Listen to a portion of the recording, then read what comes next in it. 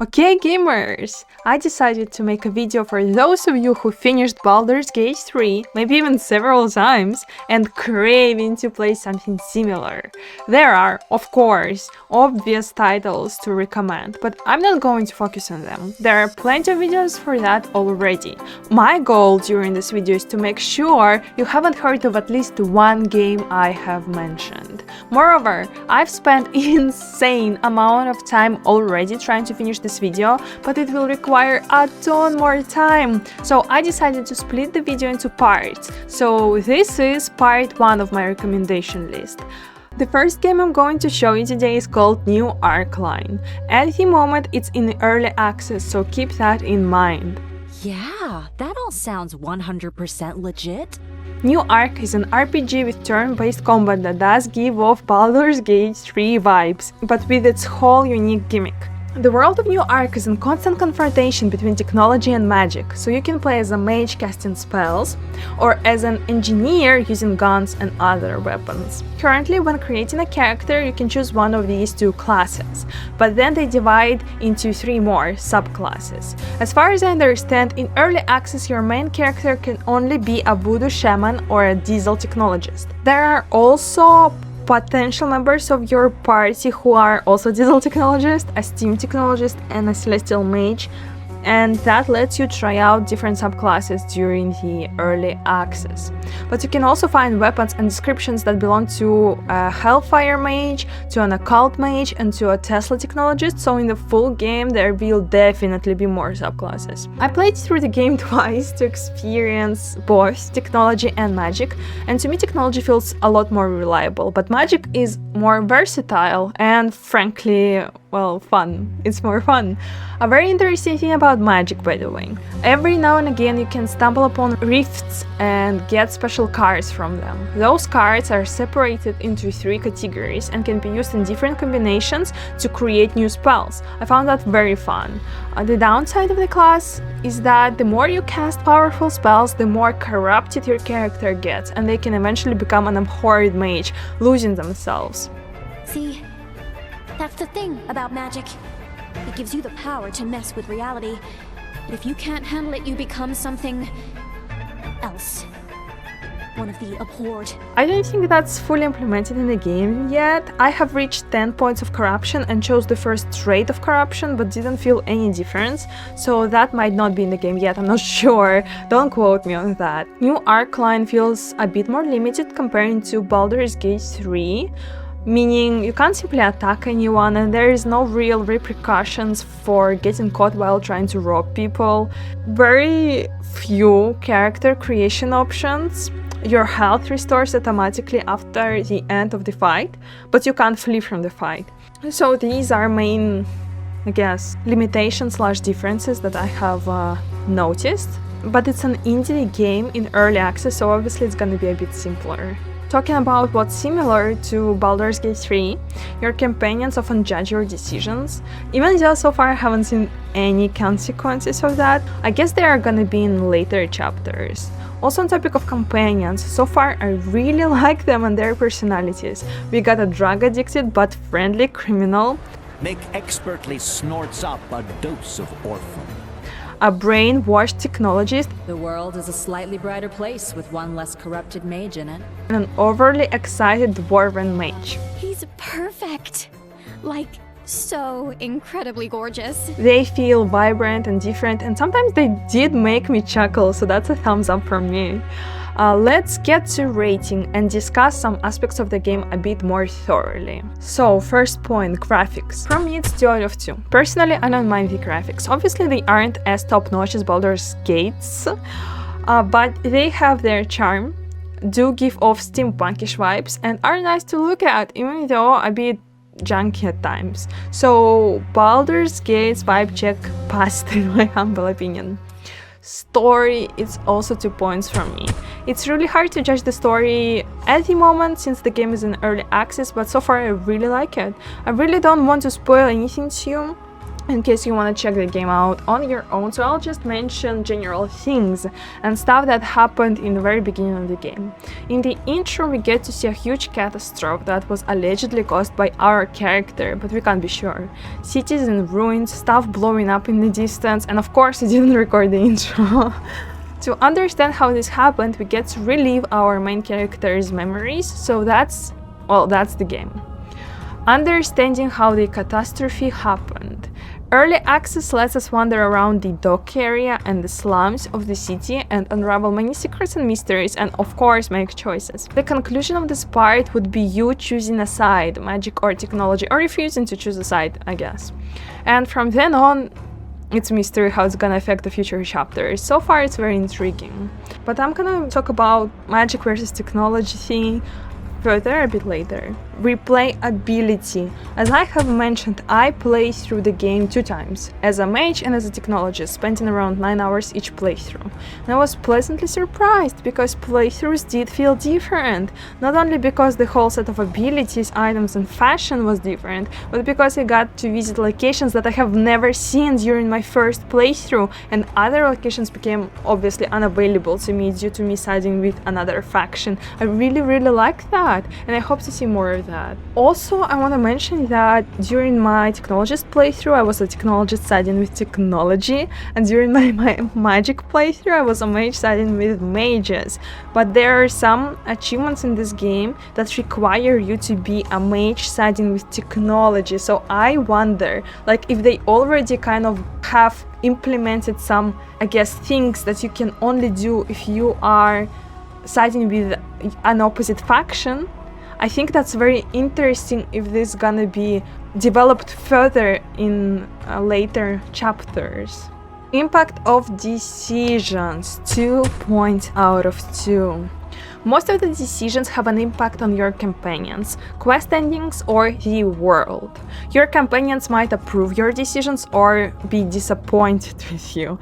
Again, I don't know the consequences of that yet, but remember, it's early access. Quests end very differently, and sometimes siding with one side, magic or tech side, makes you feel like a total arse, because the game intentionally makes it morally ambiguous for you to stick to one side. And the world gets affected as well. The more you help magical creatures and protect mages, the more magic wins, the stronger your spells become. The more you repair technology and side with automatons and get rid of magical creatures, the stronger your technology gets. The stronger your weapons get, the weaker the magic gets. That's such an intriguing mechanic, and I really can't wait for next chapters. Combat. 1 out of 2. To me, combat was way too easy, but I'm the person who plays every game on the hardest difficulty possible, so take my rating with a grain of salt. Baldur's Gate 3 didn't have honor difficulty through this as well, you know. Still, it was very interesting to try different weapons as technologist or different spells as mage. It feels different and fresh, and I personally was addicted to combat, which is a great thing. At first, it felt a bit spam the same thing to win over and over, which was boring, but around 3 hours in, combat became more interesting, letting me to strategize a bit and think of a character placements, but still overall felt pretty easy. Personal. On a personal note, I want to deduct 1 point because at the moment the game doesn't have occasional bugs. I managed to catch on footage Mike being perpetually upset with me, for example, but didn't manage to capture other bugs that I have encountered. For example, I saw citizens' lower body being fully stuck in the ground while they were walking around. Also, at release, because I played at release as well, the stutter was so heavy. It was so frustrating. Now when I was replaying the game as a different class for the video, it was significantly better, but still did stutter a little every now and again, so there is that problem. I also want to deduct half a point because sometimes the game feels raw. Few characters, customization options, for example, janky animations here and there. Sometimes combat is very unbalanced, but it's just too easy, it's not too difficult.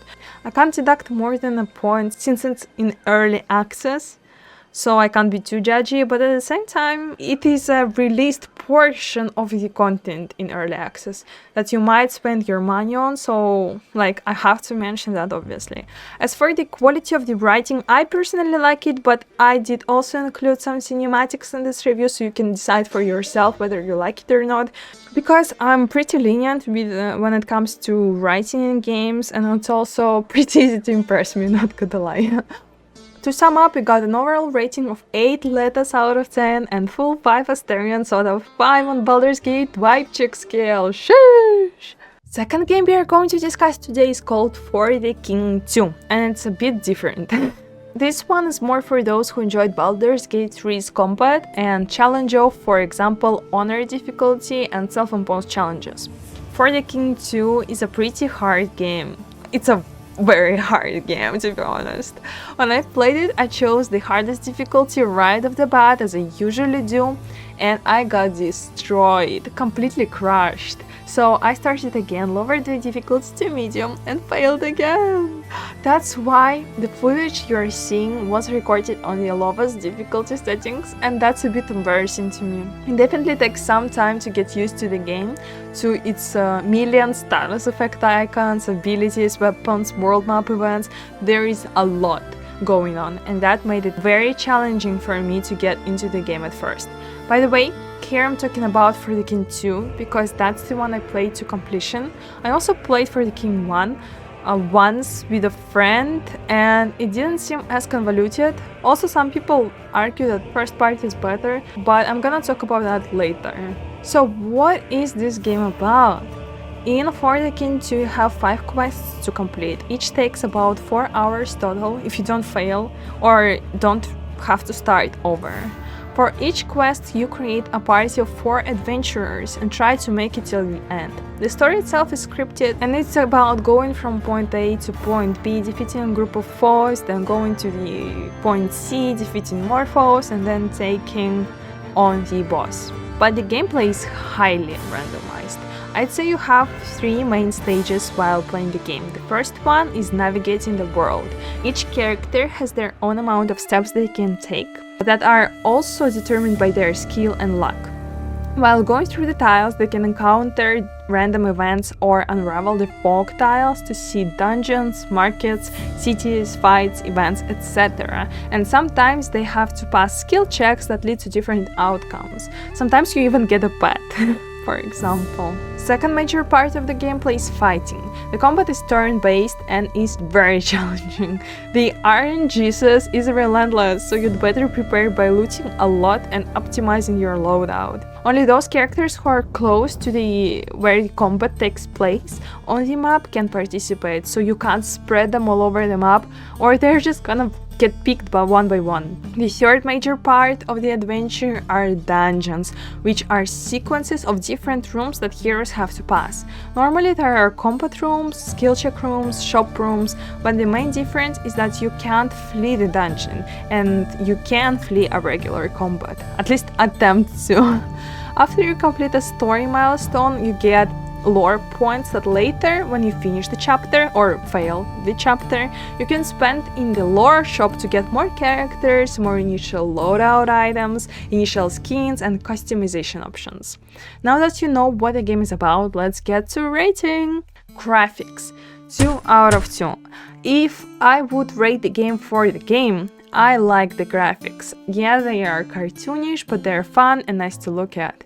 But I also think that For the King 2 does not pass Baldur's Gate 3's vibe check. The style is very different, the character customization options, well, there are no character customization options. So yeah, vibe check clearly failed.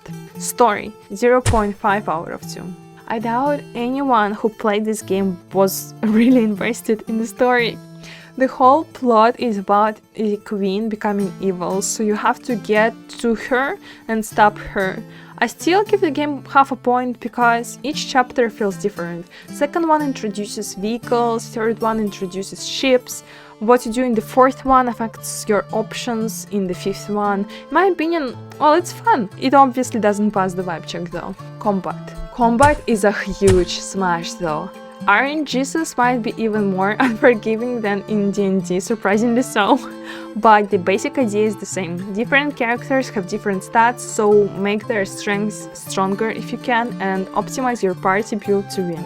There are lots of options of weapons and outfits, and also many important skill checks to pass. You can't really save scum, by the way, like you can in Baldur's Gate 3 if you wanted to know. You can quit right before failing the combat and try it all over again. Same works for dungeons, but you can't save during the combat or before doing a skill check. Everything that's happened is set in stone. To make it a bit easier for you, characters have focus points.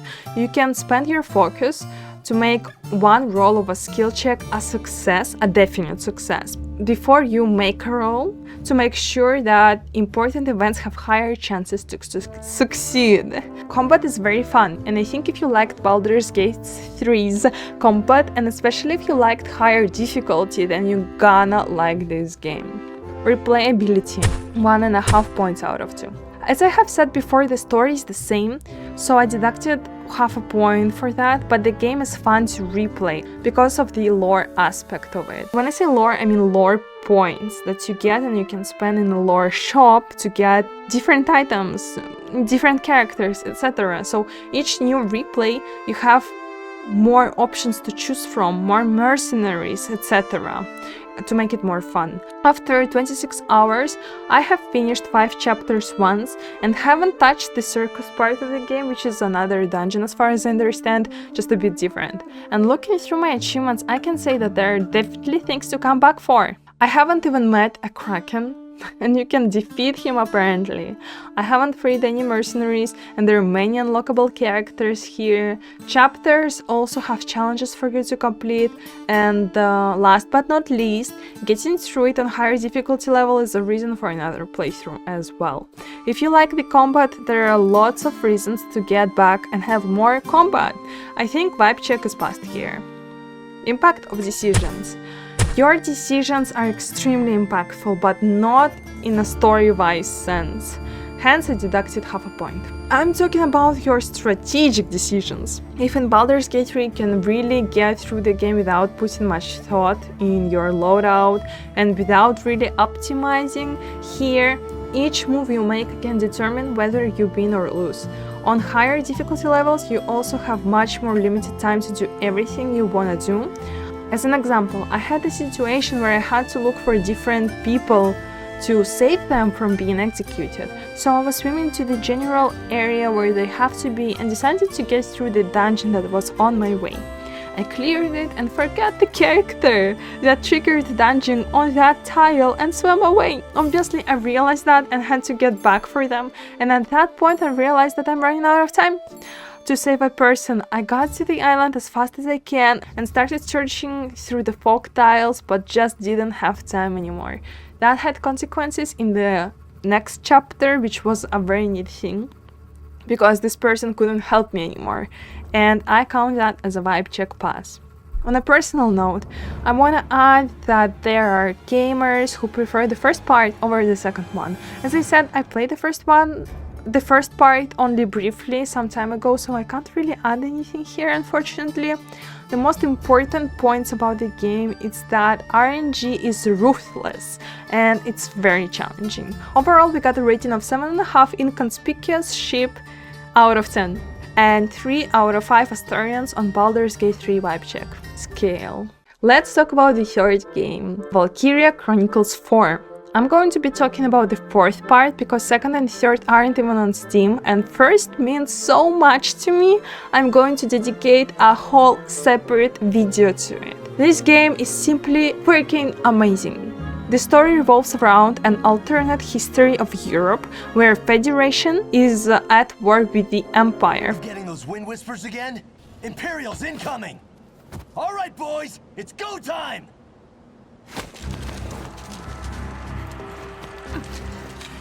For territory, resources, tech, and unique to this world resource, Ragnite, that can heal, can also power equipment such as tanks and ships, and is also highly explosive, so naturally can be used as a weapon of mass destruction. In this world, we follow adventures of Squad E that has to go against impossible odds time and time again to win a losing battle. For that, they have to remember what they're protecting, what's important to them. They have to grow stronger, make choices and sacrifices. I can't even describe to you how many times this game made me feel the feels and cry rivers. Do you have any idea how many imps I've... And do you know how many times I've had to be there to save your sorry ass? If you don't calm the hell down, you're gonna be the next to die out here.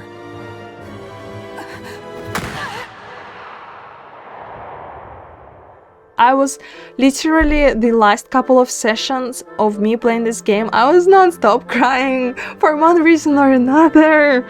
Apart from the good story, it has fun gameplay, so you go through the story chapters and have to finish fights to get to the next story chapters. Fights are turn-based as well. You have units that can move and attack during their turn, and you also have a limited amount of actions to take. So during your turn you have to strategically move your units to achieve victory conditions. The further in the story you get, the more complicated it gets. Your units level up, you improve your tanks, get different tanks, weapons. You also get orders and encounter various gameplay mechanics that affect the battlefield. Moreover, each of your units is a unique living person that have their preferences. They have squad mates who are they more comfortable to fight alongside with, and also have their own unique personality traits that affect their way of doing things. It can give you an edge in the battle or freak up your entire plan. It's a learning experience. Eat this! The story took me 60 hours to finish, not counting post-game content, which there's plenty of post-game content. And during those 60 hours, the game managed to constantly keep it fresh, introducing new things. So let's get to rating now, so I can talk about the game more in great detail. Graphics. 2 out of 2. The game is obviously made in a different style compared to Baldur's Gate 3. It's, well, anime.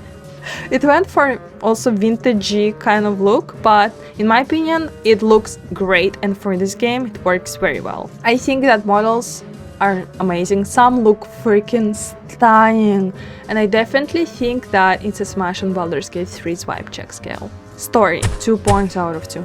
There is so much to tell you about the story, so freaking sit down and get ready. It has everything Baldur's Gate 3 has and more in terms of story. Except for choices, unfortunately. Yeah, choices? No, there are no choices here. It has friendship. Out of my way! I still have some Ragnate left. Right!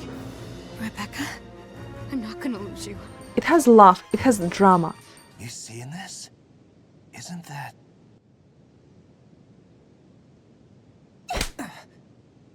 It has sacrifices, tension. That's right.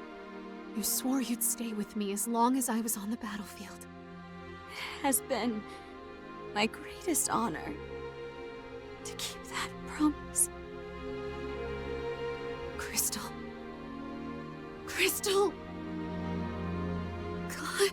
Plot twists, great lessons, character development. By the way, while I mentioned character development, you might think that only 5 main characters go through character development and grow throughout the story, right?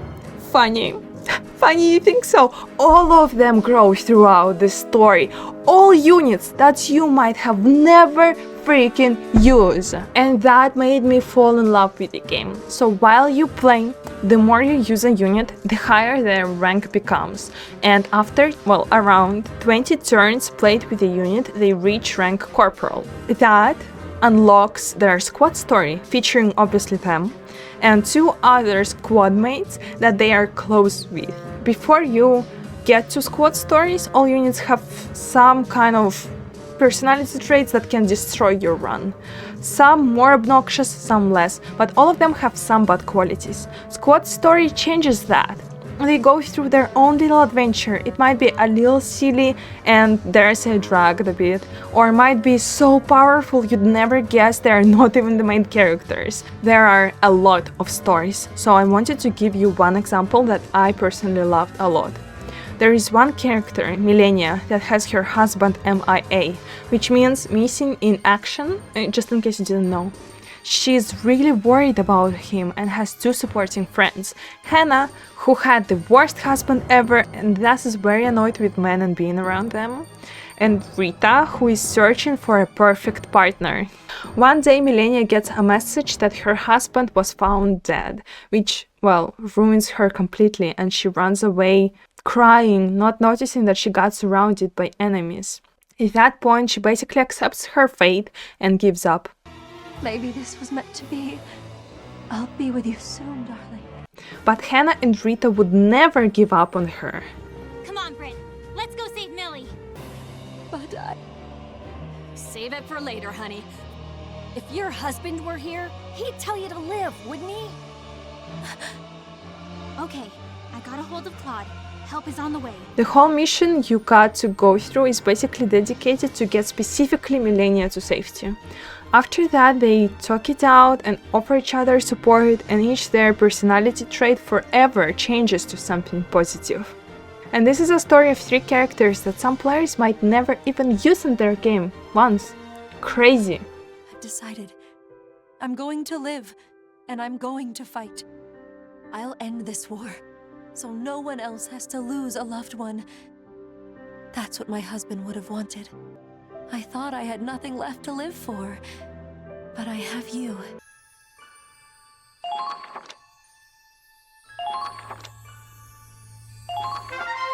Moreover, I just want to point out that when your unit HP gets to 0, they fall unconscious, and if you reach them or you order them to evacuate, they recover, and they can get back in action later. But if an enemy unit reaches them first, then you lose them forever.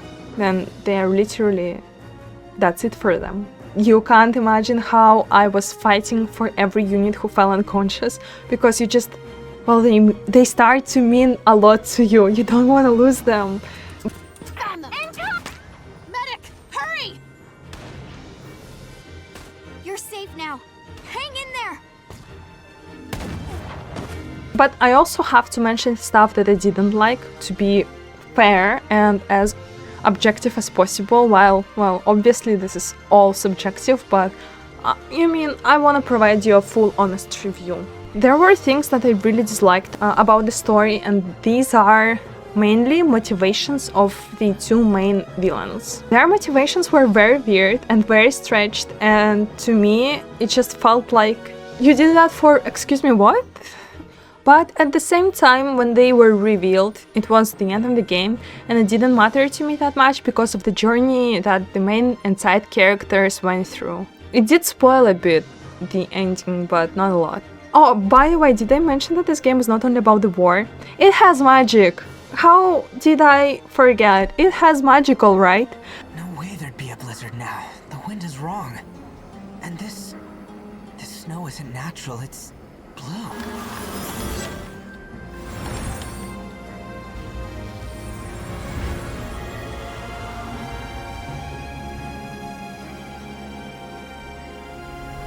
But I won't spoil you much about it because, well, magic it's very cool to figure out and encounter on your own naturally. Oh yeah, and I almost forgot, as per standard for anime, this game has a beach episode. I don't know if it's important to you, but it does have a beach episode. This doesn't feel too bad. What do you think? It's okay, right? You should have heard, I had my mic muted, you should have heard the scream I screamed. Oh my god! So yeah, that was about the story. Combat, 2 out of 2. If you couldn't have guessed already, I freaking loved combat as well. It's turn-based, well duh. Just like in Baldur's Gate 3, but the gimmick is different. You have limited amount of actions during your turn. If you spend an action on a unit, they can run a fixed distance and also attack. Later in the game, you can spend actions to give orders, to let leaders bring other squad mates with them, etc. Game always introduces new mechanics. The less turns you spend finishing a mission, the higher will be the rating you get for that mission, and the more rewards you will get afterwards. Sometimes you get unique weapons, sometimes different, well, things that you can give the units. You can equip each squad member with their own loadout if you want to take your strategy to a whole different level. For example, it's useful, well, I found out that it's very useful to have anti-armor grenadiers and anti-personnel grenadiers and use them according to the situation. In between missions, you can improve tanks, guns, train units. Combat is very strategic, but most of the battles can be finished in 1 to 2 turns, so you don't have to be a strategic mastermind to play the game. You can really play the game for the story. My biggest annoyance with the combat was during some of the later chapters. In particular, 2 battles felt like a puzzle game rather than a strategy game, because you had to do certain things in a certain order, in a certain amount of turns, or you would lose. You would just start losing your units and would never be able to recover. 2 fights did that, and the rest were very fun and fair, in my opinion, and you could take your time during other battles. Unfortunately, those 2 chapters were boss battles that were supposed to be very fun and dynamic and different, but turned out to be pretty anticlimactic to me. Still, overall combat was very fun and managed to keep being fresh throughout the entire game. Replayability 1 out of 2. It's definitely not gonna pass the Baldur's Gate 3's vibe check, because there is no real point in replaying the game for the story. Only if you loved combat and if you want to get a higher battle rating for Steam achievements.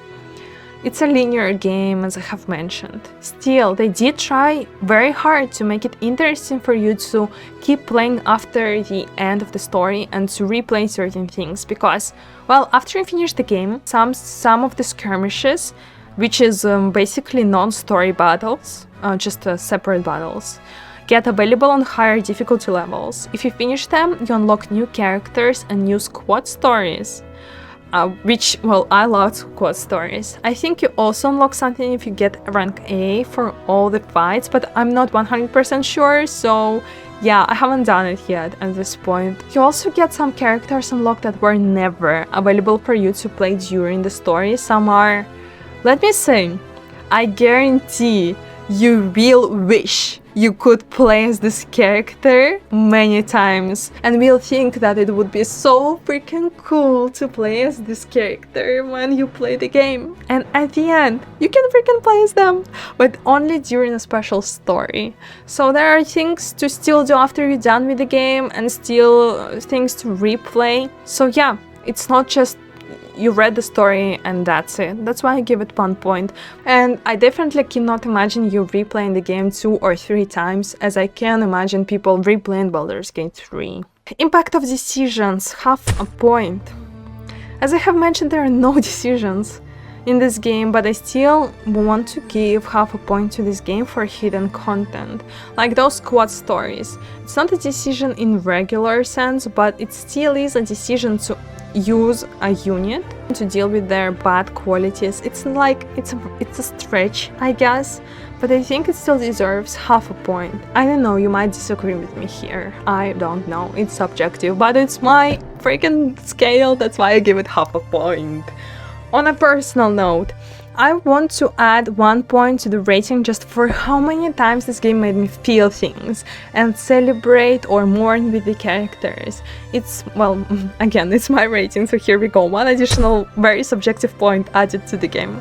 I also want to mention again that I'm gonna dedicate a separate video to the first part of the game, and that second and third don't even exist on Steam, but I think for a good reason. I researched a bit, which means I googled them, and I found out that the whole premise for second and third part is very weak.